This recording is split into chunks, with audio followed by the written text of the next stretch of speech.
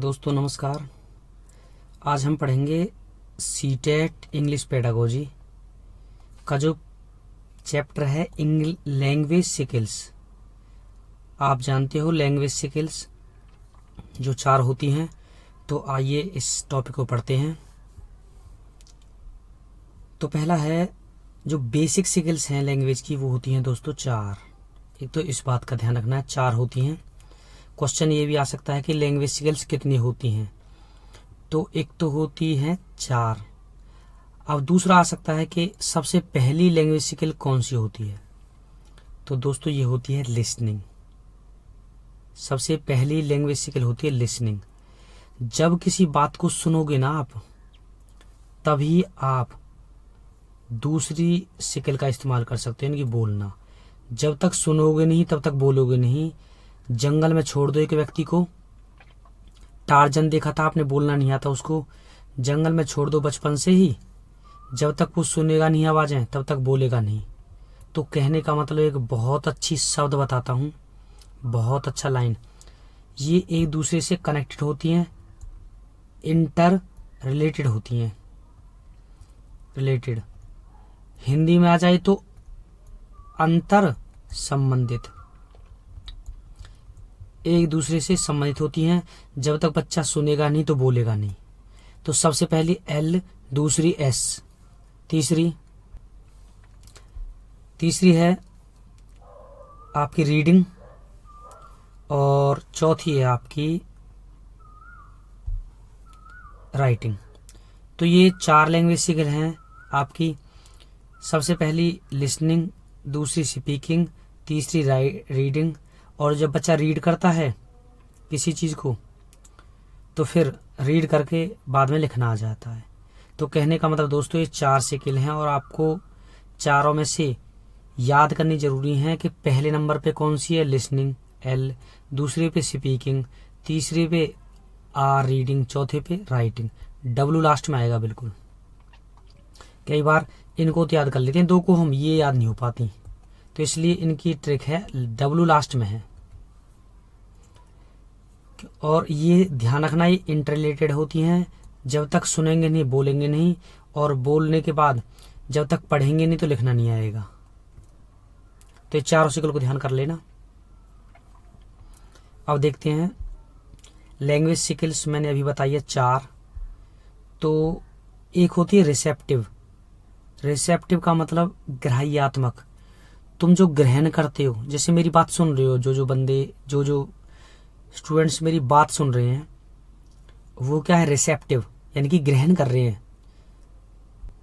अब ग्रहण कैसे कर रहे हो भाई, या तो देखना, दूसरी स्किल होती है प्रोडक्टिव, बता रहा हूं अभी।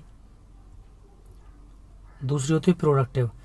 प्रोडक्टिव का मतलब अभिव्यक्त, अपनी बात को व्यक्त करते हो। अब कैसे करते हो, इन दोनों को देखते हैं। सबसे पहले है हमारा रिसेप्टिव। अब रिसेप्टिव में क्या आएगा, लिसनिंग और रीडिंग। भाई मेरी बात को आप ग्रहण कर रहे हो, फिलहाल मेरी बात को अपने दिमाग में ग्रहण कर रहे हो, तो या तो सुनकर ही तो कर रहे हो फिलहाल। अगर मेरी बात नहीं सुनोगे तो बुक से इस टॉपिक को पढ़ोगे, तो वो भी तो दिमाग में ग्रहण किया आपने, तो वो भी तो दोस्तों ग्रहण किया। तो कहने का मतलब ये है कि रिसेप्टिव होती हैं लिसनिंग और रीडिंग, ये 2 होती हैं। अब बात आती है प्रोडक्टिव कौन कौन सी होती हैं, यानी कि बात व्यक्ति व्यक्त कौन से हिसाब से करेगा। अपनी बात व्यक्त करेगा तो बोल कर करेगा, भाई सीधी सी बात है। कुछ कहना है किसी को तो या तो बोल कर करेगा या फिर लिख कर करेगा। कई बार चिट्ठी लिखते थे पुराने टाइम में, तो अपनी बात ही तो व्यक्त करते थे। तो प्रोडक्टिव जो स्किल हैं वो हैं स्पीकिंग और राइटिंग। या तो बोलकर व्यक्त करेगा बात को, जिसकी हिम्मत नहीं पड़ती बोलने की बेचारे की, ऐसा लड़का, वो बेचारा लिख के देगा कुछ ना कुछ। तो 2 तरीके से बात व्यक्त होती है, अभिव्यक्त प्रोडक्टिव स्पीकिंग और राइटिंग, और जो ग्राह्यात्मक हैं रिसेप्टिव हैं वो लिसनिंग और रीडिंग, ग्रहण करना दिमाग में। तो 4 बातों को ध्यान कर लेना दोस्तों, बहुत इंपॉर्टेंट है। नेक्स्ट थोड़ा सा ये और आता है, लैंग्वेज स्किल में ओरल कम्युनिकेशन कौन सी होती है। ओरल मानते हैं जिनको हम, तो दोस्तों ओरल होती हैं लिसनिंग और स्पीकिंग। यानी कि लिसनिंग सुनना कान से और स्पीकिंग मुंह से बोलना।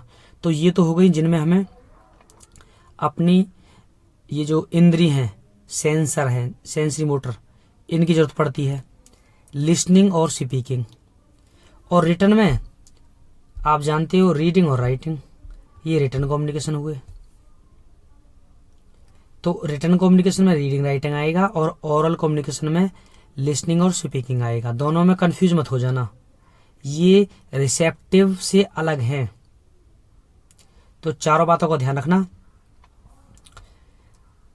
और आपको बता दूं जो ओरल हैं उनको हम इनफॉर्मल बोलते हैं।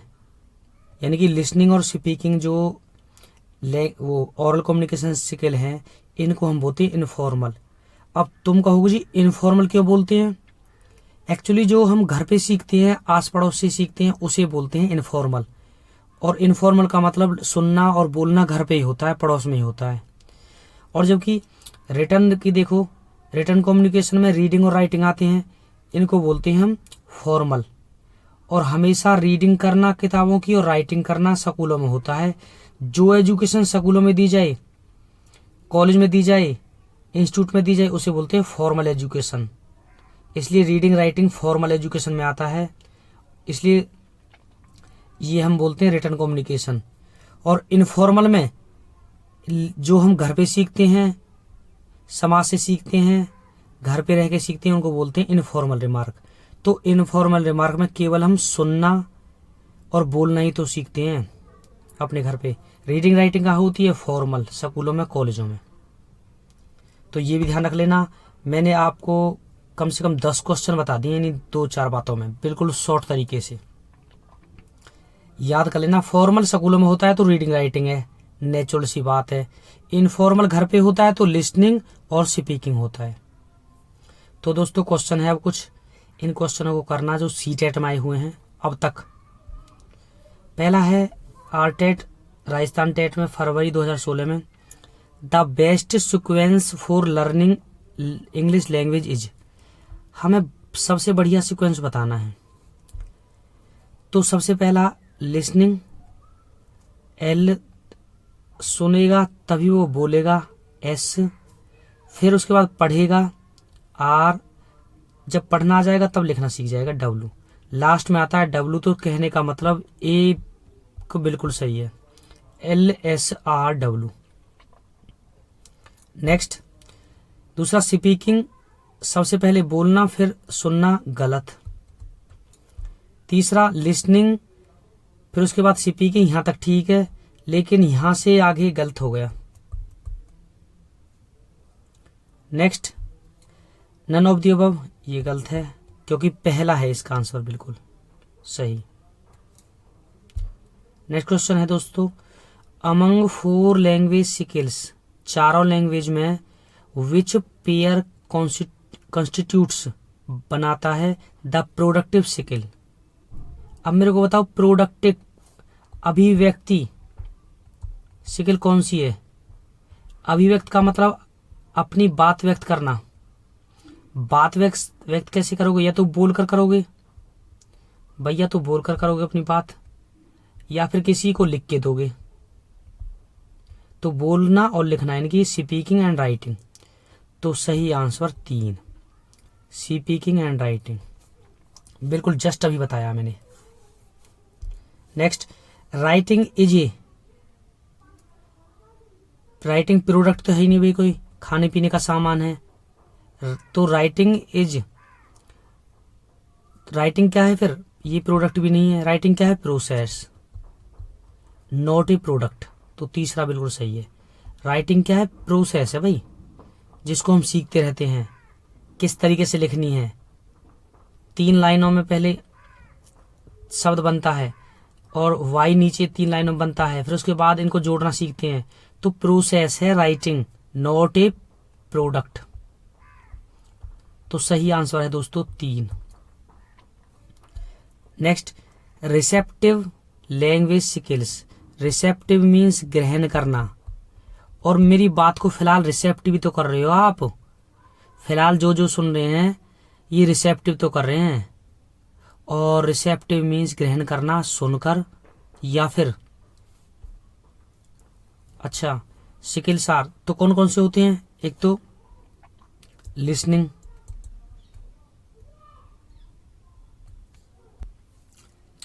जो सुन रहे हैं वो लिसनिंग हो गया, और जो सुन नहीं रहे मेरी बात को वो पढ़ के काम चला लेंगे तो रीडिंग। तो रिसेप्टिव ग्रहण करना होता है सुनकर या फिर पढ़कर। अब देखो इसमें क्या पूछा है। सीटेट जुलाई में आया था 2013 में। पहला ऑप्शन, ये जो स्किल है रिसेप्टिव, लिसनिंग और स्पीकिंग, बीइंग एबल योग्य बनाती है टू सेल्फ करेक्ट, अपने आप को सही करने के लिए, वाइल यूजिंग लैंग्वेज, जब हम भाषा का प्रयोग करते हैं तो अपने आप को सही बनाते हैं। ऐसा कुछ दोस्तों मैंने सिखाया है रिसेप्टिव लैंग्वेज में? नहीं। दूसरा देखते हैं, रिसेप्टिव लैंग्वेज में क्या होता है? Using grammatical structure accurately. तो जहां जहां दोस्तों ग्रामेटिकल की बात आई ना, ग्रामेटिकल स्ट्रक्चर यानी कि पहले सब्जेक्ट आएगा, फिर वर्ब आएगी, फिर ऑब्जेक्ट आएगा, तो इस तरीके से ग्रामर स्ट्रक्चर हुआ, ग्रामेटिकल स्ट्रक्चर। आपको बता दूं, जब भी कभी लैंग्वेज की क्लास में ग्रामर की बात हो कि बच्चे ग्रामर सीखने आते हैं, तो दोस्तों वो गलत होगा हमेशा। अपनी नोटबुक नोट कर लो, एक नोटबुक में ना नोट कर लो इनको कि कौन कौन से हमेशा गलत होते हैं। जहां भी ग्रामर की बात आई ना तो 95% गलत होता है, क्योंकि बच्चा अपने घर से ही सीख कर आता है ग्रामर। जैसे मैं जा रहा हूं, मैं खाना खा रहा हूं, लड़की मैं जा रही हूं, खाना खा रही हूं, तो लिंग वचन कर्म सब कुछ सीख कर आता है बच्चा पहले से ही। This is the best chapter, तो पहले से ही जो इंग्लिश बोलते हैं वो पहले से ही दा कहाँ लगाना है, कौन सी डिग्री लगानी है, सब कुछ सीख कर आते हैं। तो दोस्तों लैंग्वेज की क्लास में ग्रामर का कोई रोल नहीं है, ध्यान रखना, ग्रामर का कोई रोल नहीं है। इसलिए ये 95% गलत है। एक कॉपी बना लो जिसमें नोट कर लो कौन कौन सी बातें गलत होती हैं। अभी बता रहा हूं मैं आपको, गलत बातों की और सही बातों की। तो गलत बात कौन सी होगी? जहां ग्रामर की बात होगी। बच्चा ग्रामर सीखने नहीं आता लैंग्वेज क्लास में, किस लिए आता है? अपनी बात को सही तरीके से कहना, दूसरे की बात को सुनना। तो दूसरा गलत है। अब देखते हैं third, writing in A range of styles, writing लिखना इन ए रेंज ऑफ स्टाइल्स। तो राइटिंग तो दोस्तों है ही नहीं, रिसेप्टिव लैंग्वेज की बात चल रही है, राइटिंग तो है ही नहीं, राइटिंग तो प्रोडक्टिव है, इसलिए ये बिल्कुल गलत हुआ। चौथा, लिसनिंग, सुनकर रिसेप्ट करोगे मेरी बात को या फिर पढ़कर ग्रहण करोगे दिमाग में? तो receptive skills are listening and reading for information. चौथा बिल्कुल सही है। Next, tick the correct statement. ये दोस्तों क्वेश्चन आया हुआ है सीटेट में, तो हमें सही बताना है सही कौन सा है स्टेटमेंट। पहला है development of all 4 language skills, जितनी भी 4 लैंग्वेज स्किल हैं, listening, speaking, reading, writing, depends on motivation. ये कह रहा है ये मोटिवेशन पर निर्भर करती हैं, जिसको जो मोटिवेट हो जाएगा वो सीख जाएगा इन 4 स्किलों को। ऐसा तो कुछ नहीं है, कोई मोटिवेट नहीं करता, हम अपने घर पे सब कुछ सीख जाते हैं। कोई मोटिवेट नहीं करता, घर पे सब कुछ सीख जाते हैं भाई 4 स्किलों को, ठीक है। तो कहने का मतलब ये गलत है आपका। अब दूसरी स्टेटमेंट देखते हैं, teachers is responsible for the development of these language skills. Teacher is responsible for the development, यानी कि टीचर जिम्मेदार है किसके विकास के लिए? इन 4 लैंग्वेज के विकास के लिए। ठीक है भाई, अकेला टीचर ही थोड़ी ना लैंग्वेज के विकास के लिए, समाज है, समाज में रहकर सीखता है। इसने सिर्फ एक बंदा दे दिया, teacher is responsible for the development of these language skills. तो ये तो अपने आप ही आ जाती हैं बच्चे पर समाज में रहते हुए। तो तो इसमें ये भी गलत है। क्या जिनके घर में टीचर नहीं होता उनके बच्चे बोलना नहीं सीखते? तो फिर ऐसे कैसे हो जाएगा? ये भी गलत है। तीसरा, teaching of these language skills develops fluency, accuracy among learners. Teaching of, यानी कि teaching of these language skills का मतलब होता है, टीचिंग का मतलब इन लैंग्वेज स्किल्स को पढ़ाते हैं हम चारों को। तो डेवलप्स ये विकास करता है किसका? फ्लुएंसी का, एक्यूरेसी का और अमंग लर्नर्स का। तो कहने का मतलब, क्या बच्चा घर से फ्लुएंसी सीख कर नहीं आता? क्या बच्चे पे घर से एक्यूरेसी नहीं आती? तो जहां भी लैंग्वेज की क्लास में फ्लुएंसी की बात हो, 95% वाली नोटबुक में कर लेना नोट, हमेशा गलत होगा। फ्लुएंसी घर से ही सीख कर आता है बच्चा। फिलहाल मैं बोल रहा हूँ, मेरे माँ बाप ने, मेरे परिवार ने सिखाया। ये जल्दी बोलता हूँ थोड़ा। एक्यूरेसी ये समाज से सीखी है। लैंग्वेज क्लास में फ्लुएंसी सीखने नहीं आ रहे ना एक्यूरेसी सीखने आ रहे। हमारे यहाँ अपनी बात को कहना, दूसरे की सुनना, किस सिचुएशन में कौन सी बात कहनी है, ये सीखने आ रहे हैं लैंग्वेज की क्लास में। इसलिए ये भी गलत। ग्रामर वाला भी गलत, फ्लुएंसी गलत, एक्यूरेसी भी गलत होता है हमेशा। 95% जब भी आएगा इसको गलत कर देना। चौथा, all language skills are inter related. Inter related का मतलब अंतः संबंधित। सबसे अच्छी लाइन है, सबसे अच्छी बात है। अंतः संबंधित होती हैं दोस्तों एक दूसरे से। इंटर रिलेटेड का मतलब पहले बच्चा सुनेगा, लिसनिंग, तभी वो बोलेगा। तो एक दूसरे से अंतः संबंधित होती हैं। और इंटर डिपेंडेंट, एक दूसरे ऊपर निर्भर होती हैं। जंगल में छोड़ दो नहीं सीखेगा। और मैंने शुरू में ही बता दिया आपको कि ये सारी चारों स्किल इंटर रिलेटेड आ जाए ना, वो बिल्कुल सही होगा।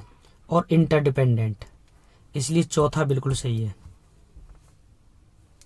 Next, language skills are best learned, CTET 2012 में। तो लैंग्वेज स्किल्स को सबसे अच्छे तरीके से कहाँ सीखा जाता है? कौन से तरीके से सीखें? लैंग्वेज स्किल्स की बात कर रही हैं हम। ये 4 लैंग्वेज स्किल हैं जो। Only through written test, assignment. केवल रिटन के हिसाब से रिटन टेस्ट लोगे, असाइनमेंट दोगे तभी सीखेगा बच्चा? सीख जाता है, मान लो सीख जाता है, लेकिन ओनली शब्द ने गड़बड़ कर दी। ओनली वाले भी हमेशा गलत रहेंगे। 95% नहीं, 100% गलत रहेंगे। जहां ओनली आ जाए ना, लिख लो अपनी नोटबुक में, कर लो। 15 बात ऐसी बताऊंगा, अगर वो सीख ली ना तो 30 में से 30 आ जाएंगे। 15 बात। नंबर 1, ग्रामर की सीखने नहीं आ रही। नंबर 2, एक्यूरेसी सीखने नहीं आ रही। नंबर 3, जहां ओनली आ जाए वो हमेशा गलत होता है। क्यों? ओनली किसी बात को सीमित कर देता है। केवल और केवल रिटन टेस्ट और असाइनमेंट के माध्यम से ही थोड़ा ना सीखता बच्चा। There are a lot of source, बहुत ज्यादा सोर्स होते हैं बच्चे के पास टू लर्न ए लैंग्वेज। तो कहने का मतलब पहला बिल्कुल गलत है, इसने काम खराब कर दिया ओनली ने। हाँ, रिटन टेस्ट और असाइनमेंट्स हेल्प करते हैं, ऐसा होता तो ठीक होता। अब दूसरा देखते हैं, दूसरा क्या कहता है। व्हेन दे आर टॉट, जब ये सीखी जाती हैं इंटीग्रेटेड मैनर। आ गया भाई, इंटीग्रेटेड मीन्स अंतः संबंधित। नोट कर लो, इंटरलेटेड, इंटीग्रेटेड, इंटरडिपेंडेंट बिल्कुल सही है। जब इनको एक सिस्टम से सीखें तो दूसरा बिल्कुल सही। और देखते हैं क्या लिखा है। With the help of challenging and mechanical language drills, जब हम चैलेंज के द्वारा सीखें, गलत। कोई चीज बिल्कुल रिलैक्स होकर सीखनी चाहिए।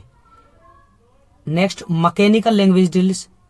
मैकेनिकल लैंग्वेज ड्रिल्स जानते हो? मैकेनिकल, आपके घरों में जब फिटिंग होती है और एक मशीन बहुत ज्यादा घूमती है बार बार, मैकेनिकल ड्रिल्स करती है, जो छेद करती है। तो कहने का मतलब एक चीज का, मैकेनिकल ड्रिल्स के बारे में बोलूं तो लैंग्वेज की क्लास में होता है एक बार बात को इतनी बार सीखना, इतनी बार पढ़ना कि वो रट जाए। जैसे हनुमान चालीसा, वो याद नहीं की, वो अपने आप याद हो गई। तो मैकेनिकल ड्रिल्स का मतलब होता है जब तक किसी चीज को याद करते रहना, जब तक उस पर कमांडर ना हो जाए। तो कहीं ना कहीं ये बात ठीक होती है, लेकिन इससे ज़्यादा तो ऊपर वाली अच्छी है 2। तो with the help of challenging, ये गलत कर दिया, चैलेंजिंग की वजह से गड़बड़ हो गई। और mechanical language drills. Next, when they are यानी कि इंट्रोड्यूस्ड इन आइसोलेशन, जब ये अकेले में सीखी जाएं। वन स्किल एट ए टाइम, यानी कि तन्हाई में सीखी जाएं। भैया तन्हाई में लैंग्वेज सीखी जाती है कहीं? समाज के साथ रहोगे, तन्हाई में तो, अकेले में तो 4 बातें फालतू बेकार दिमाग में आती हैं। Empty mind is the house of devil, खाली दिमाग शैतान का घर। आप भी जानते हो अकेले में तो बहुत बेकार बातें ध्यान आती हैं। इसलिए लैंग्वेज स्किल तो आइसोलेशन में नहीं सीखी जाती, समाज में सीखी जाती हैं। बिल्कुल गलत। सबसे अच्छा आंसर कौन सा है? सेकंड। जब देखो, जब इनको इंटीग्रेटेड मैनर में सीखें। नेक्स्ट, अब देखो, सबसे पहले बता रहा हूं मैं, लिसनिंग स्किल के बारे में पढ़ रहे हैं हम। लिसनिंग स्किल, लिसनिंग स्किल जो 4 स्किल हैं, लिसनिंग स्किल क्या होती है? Types of listening skill. तो लिसनिंग स्किल दोस्तों 2 टाइप की होती है, इंटरेक्टिव, नॉन इंटरेक्टिव। अब भैया इंटरेक्टिव आमने सामने, नॉन इंटरेक्टिव तो दोस्तों इंटरेक्टिव होता है डिस्कशन, जब हमारे फेस टू फेस हमारे सामने कोई चीज है और हम आपस में बातें करें और एक दूसरे से क्वेश्चन पूछें, इनको बोलते हैं इंटरेक्टिव। जब आप मेरे इंटरेक्टिव इंटर में हो, यानी कि अंत सम्मिलित। रोल प्ले, क्लास में बच्चा रोल प्ले करता है। डिबेट्स में आपस में दोनों बोलते हैं। लिसनिंग होती है, स्पीकिंग होती है, लिसनिंग स्पीकिंग और प्लस में क्वेश्चन पूछ सकते हैं। Conversation, group work. तो दोस्तों ये आते हैं किस में? इंटरेक्टिव में, जब आमने सामने हो, फेस टू फेस हो और आप अपनी बात कह सको, दूसरे की सुन सको। एक बार से बोलोगे, दूसरी बार सुनोगे, ऐसे साइड बाय साइड काम चलता है। और आप क्वेश्चन भी पूछ सकते हो, अपने डाउट क्लियर कर सकते हो। तो ये होता है इंटरेक्टिव में। और दूसरा होता है दोस्तों नॉन इंटरेक्टिव, ब्रॉडकास्टिंग। रेडियो सिर्फ सुनोगे भैया, टीवी फिर सिर्फ सुनोगे। सरमन, उपदेश ध्यान रखना, सोचते होंगे जी उपदेश तो बाबा जी हमारे सामने देते हैं, नहीं, उसमें आप क्वेश्चन नहीं पूछ सकते और सिर्फ सुनना होता है। सरमन होते हैं, उपदेश, लेक्चर्स, इनको भी नॉन इंटरेक्टिव में रखा है, इसमें अटक सकते हो आप। ये लेक्चर की सोच रहे हो कि लेक्चर में तो होता है हमारा, लेक्चर देता है टीचर, लेकिन भैया वो केवल लेक्चर देता है, आपके डाउट क्लियर नहीं कर सकता। तो लेक्चर को हम नॉन इंटरेक्टिव में रखेंगे। फिलहाल जितने भी बंदे मेरी बात सुन रहे हैं ना, फिलहाल जिस टॉपिक को पढ़ रहे हो, ये नॉन इंटरेक्टिव है। नॉन इंटरेक्टिव क्योंकि फिलहाल सुन रहे हो, मैं बोल रहा हूं, आप सुन रहे हो और इसमें ना डाउट पूछ सकते ना कुछ भी। हाँ, जो लाइव क्लास होती हैं, लाइव क्लास, उनको हम बोल सकते हैं इंटरेक्टिव। लेकिन जो ब्रॉडकास्ट होती हैं वो तो है ही नॉन इंटरेक्टिव में। सरमन और ये लेक्चर्स, ये भी आपके नॉन इंटरेक्टिव में आएंगे। याद करना है तो इन्हें करो। जैसे interactive listening includes face to face conversation, ये लाइन आ जाए तो ये भी इंटरेक्टिव है। टेलीफोन कॉल्स, टेलीफोन में भी तो दोस्तों पहले आप बोलते हो, फिर दूसरा बोलता है, फिर सुनते हो, पूछते हो। टेलीफोन कॉल भी interactive. In which we are alternative, हम अल्टरनेट का मतलब एक बार सुनोगे एक बार बोलोगे। वी हैव ए चांस, ये सबसे अच्छी लाइन है दोस्तों। We have a chance to ask for clarification और repetition, slower speech from the speaker, जहां हम अपनी क्लैरिफिकेशन के लिए क्वेश्चन पूछ सकते हैं, रिपीट करने के लिए कह सकते हैं। तो यहां दोस्तों इंटरेक्टिव, ये बातों का ध्यान रखना। टू आस्क एनी क्वेश्चन, ये कहाँ आएगा? इंटरेक्टिव में। Face to face interaction, interactive में। अल्टरनेट लिसनिंग और स्पीकिंग, इंटरेक्टिव में। नॉन इंटरेक्टिव में listening to the radio, film, lectures और sermons. No opportunities to ask for clarification, repetition. No opportunities, दोस्तों हमारी प्रोनाउंसिएशन हो सकती है खराब हो, क्योंकि कहीं जैसा सुना है ऐसा ही हम बोल रहे हैं, तो कोई दिक्कत नहीं है। प्रोनाउंसिएशन खराब हो तो एक आध हो तो एडजस्ट कर लेना दोस्तों। तो no opportunities to ask for clarification, तो कहने का मतलब ये सबसे अच्छी लाइन है। यहाँ हमारे पास कोई भी मौका नहीं होता अपनी बात पूछने का, ये नॉन इंटरेक्टिव में आएगा। ऐसी ऐसी लाइन आएंगी, यानी कि in which skill you have no opportunity to ask any question, तो ये किस में आएगा? नॉन इंटरेक्टिव में। किसने बताया? ये नो ने। अब देखते हैं दोस्तों, अब क्वेश्चन है, a child is watching TV, भैया टीवी देख रहा है, एंड लिसनिंग टू सॉन्ग्स, गाने सुन रहा है, being played there, what type of listening is undergoing, जो भी ब्रॉडकास्ट होता है टीवी देख रहे तो टीवी किस में आएगा? नॉन इंटरेक्टिव में, अभी बताया है। अंडर विच एक्टिविटी, कौन सी एक्टिविटी के तहत, डू रिकॉग्नाइजिंग साउंड्स, रिकॉग्नाइज का मतलब होता है पहचानना, साउंड्स, भैया जब तुम साउंड पहचानते हो और अनुमान लगाते हो तो साउंड किस में पहचानोगे? मैं बोलता हूं मान लो किसी बच्चे से राहुल, तो आप पहचान लोगे तो अशोक सर बोल रहे हैं, तो कहीं ना कहीं किस में आएगा? ये लिसनिंग में।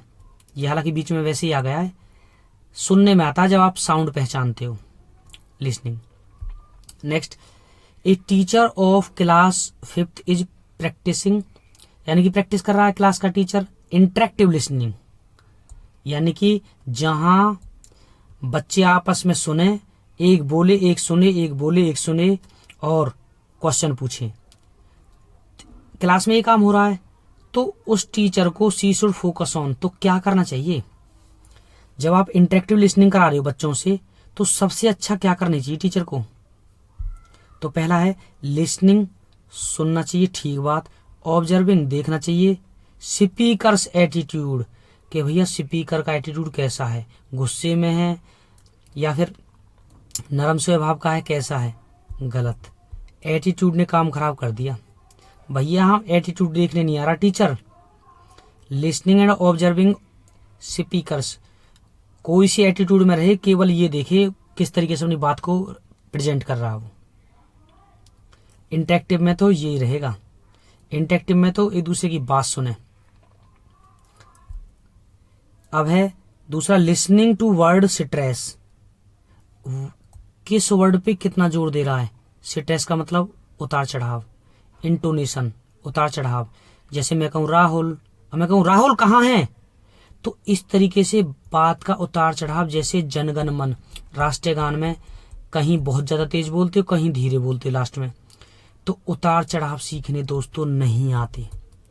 जहां भी आ जाए ना, ये वर्ड आ जाए, स्ट्रेस आ जाए, वर्ड स्ट्रेस आ जाए, इंटोनेशन आ जाए, वो हमेशा गलत होगा, क्योंकि लैंग्वेज की क्लास में इनका कोई महत्व नहीं होता। आपको बेशक अच्छे लगते होंगे। इंटरेक्टिव करानी है तो टीचर को क्या करना चाहिए? तीसरा, लिसनिंग टू द प्रोनाउंसिएशन, जहां प्रोनाउंसिएशन की बात आए तो हमेशा गलत होता है। बच्चा धीरे धीरे सब कुछ सीख जाता है, अपने घर से प्रोनाउंसिएशन सीखने आता है। ग्रामर की क्लास में तो हो सकता है ये चीज जरूरत हो, लेकिन लैंग्वेज की क्लास में प्रोनाउंसिएशन सीखना, जहां प्रोनाउंसिएशन हो वो हमेशा गलत रहेगा, हमेशा 100 के 100% क्वेश्चन।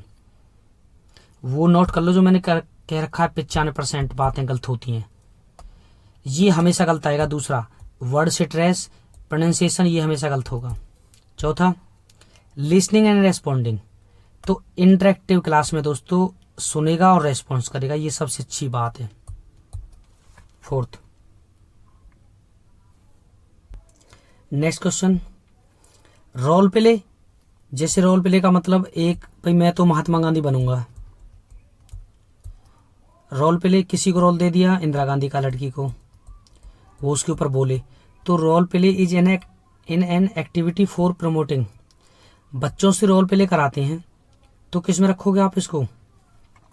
रोल प्ले में बच्चा स्पीकिंग करता है और दूसरे बच्चे सुनते हैं, तो रोल प्ले में स्पीकिंग और लिसनिंग दोनों आ जाएंगी, दोनों को बढ़ावा दे रहे हैं हम। Language skills that can not be assessed, जिसका मूल्यांकन नहीं किया जा सकता, ऐसी लैंग्वेज स्किल जिसके द्वारा मूल्यांकन नहीं कर सकते, through a traditional pen paper. यानी कि तो कहने का मतलब ऐसा मूल्यांकन बताना है जिसमें पेन पेपर की जरूरत ना पड़े। इस तरीके से बच्चे का मूल्यांकन करना है कि पेन पेपर की जरूरत ना पड़े। तो सबसे पहले रीडिंग में तो दोस्तों पेपर की जरूरत पड़ेगी तभी तो पढ़ेगा, ये गलत। दूसरा लिसनिंग, यहाँ जरूरत नहीं पड़ेगी ना पेन की ना पेपर की। स्पीकिंग, यहाँ भी जरूरत नहीं पड़ेगी ना पेन की ना पेपर की, दूसरा बिल्कुल सही। रीडिंग, यहाँ जरूरत पड़ेगी पेज की पेपर की। राइटिंग, यहाँ जरूरत पड़ेगी, इसलिए दूसरा बिल्कुल सही है। तो दोस्तों ये कंप्लीट है, इससे आगे मैं स्पीकिंग सीख कराऊंगा। तो थैंक यू दोस्तों, अच्छा लगा हो तो ज़रूर लाइक करें, सब्सक्राइब करें बाय रिक्वेस्ट। Thank you.